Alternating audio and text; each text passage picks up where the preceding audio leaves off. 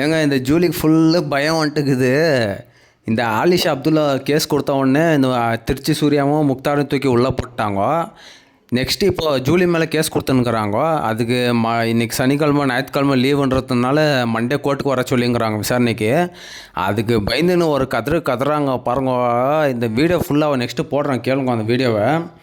அதுக்கு முன்னாடி இந்த டிஎம்கே ஓட்டு கேட்க போய் விஜய் பற்றி பேசுனது இவோ தப்பா இல்லை விஜய் தப்பானே எனக்கு தெரிலங்க.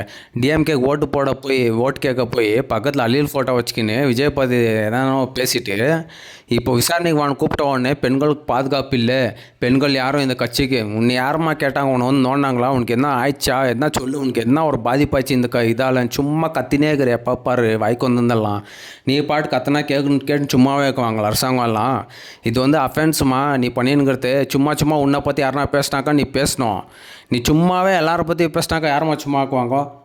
உன் மேலே கேஸ் போட்டுங்கிறாங்களா, அங்கே போய் பேச. அதை விட்டு இந்த ஆட்சி சரியில்லை பாருங்கோ, பெண்கள் பாதுகாப்பு இல்லை இந்த ஆட்சியில் அப்படின்னு கத்துறிய.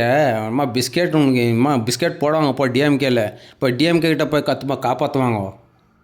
ஆர்எஸ்எஸ் பிஜேபிக்காரன் கூட இவ்வளவு கேவலமா கீழ்த்தரமா நடந்துக்க மாட்டான்.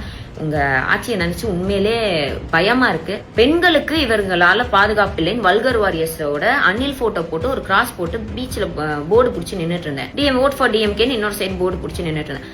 அதுக்காக கேஸ் போட்டிருக்கிறாங்க என் மேல. எனக்காக ஆக்ஷன் எடுங்கன்னா ஏன் என் மேல ஆக்ஷன் எடுக்கிறீங்க?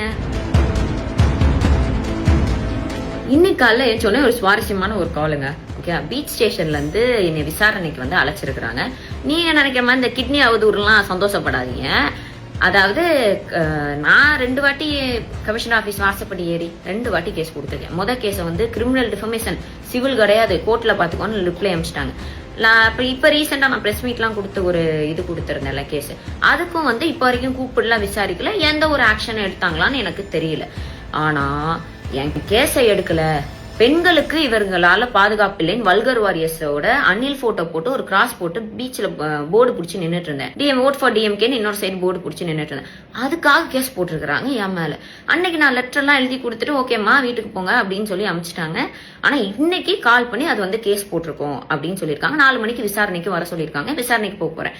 ஆனா இதுல ஹைலைட் என்னன்னா, அலிஷா அப்துல்லா அக்கா வந்து ஒரு கேஸ் கொடுத்தாங்க. அவங்க கேஸ் கொடுத்த மறுநாளே திருச்சி சூர்யா அரெஸ்ட், முந்தா நேத்து முக்தாரனாவும் அரெஸ்ட். ஓகேங்களா, நல்ல பாராட்டத்தக்க கூடிய விஷயம். ஒரு பெண்ணு வந்து அழுதுருக்காங்க, அவங்களோட குறைகளை சொல்லியிருக்காங்க, அதுக்கான ஆக்ஷன். எனக்காக ஆக்ஷன் எடுங்கன்னா ஏன் என் மேல ஆக்ஷன் எடுக்கிறீங்க?